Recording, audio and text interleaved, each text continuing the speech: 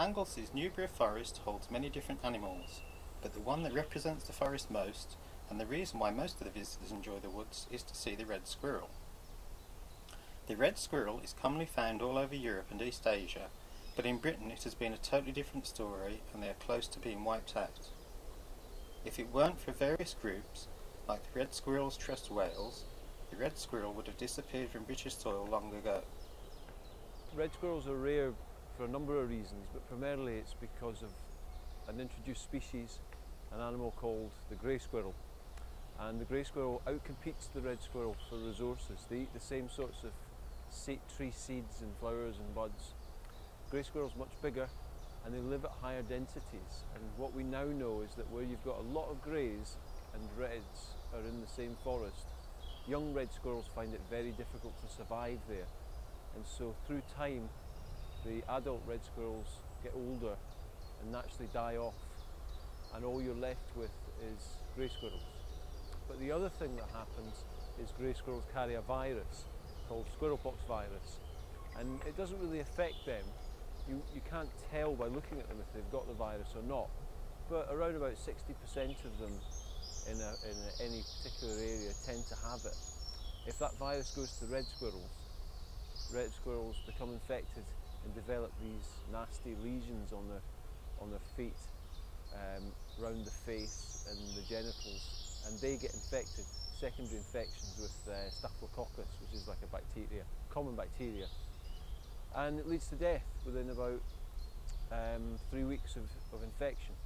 And red transmission of the virus is very quick, and you get a lot of red squirrels dying rapidly, and so you have a population crash, leaving plenty of space for grey squirrels. So two things: competition and disease. Anglesey is unique in the UK because it's an island which used to have a lot of grey squirrels on it and a very, very small number of red squirrels. This is going back about 12 years ago. And we were able to remove those grey squirrels. We've probably killed about 6,500. And from 40 red squirrels, we've now got 400. And they're spreading out, where once they were restricted to about 200 hectares of woodland. Today they're in about 1,500 hectares. So numerically there are many more of them, but also geographically they're much more widespread. And this is probably the main example of successful red squirrel conservation. We've removed a non-native mammal, grey squirrel, and having removed it, the red squirrels have benefited greatly and expanded. So we've got an island refuge now, and it differs from the mainland primarily in that respect, that it's surrounded by water and it's difficult for the grey squirrels to reinvade.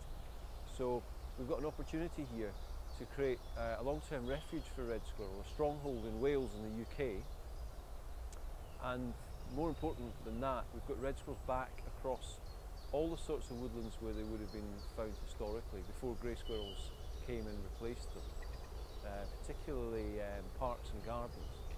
So returning red squirrels back into people's lives. This isn't about having large forests many miles away from people where you've got to travel and you might possibly get a chance to see a red squirrel if you're lucky. This is actually red squirrels in people's gardens. And they can feed them and see them every day. And what better way of allowing people to learn about red squirrel than allowing them to see them regularly for themselves, and then on their own go and find out more about them.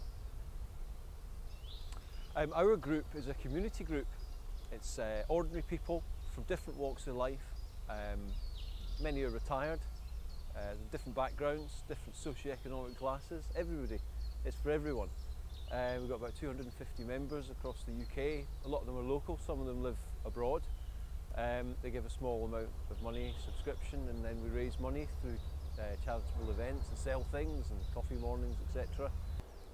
And then that money is used to conserve red squirrels. And it used to be most of the money got spent on grey squirrel control, but now we're looking at creating woodland paths and guided walks, areas where people can see red squirrels.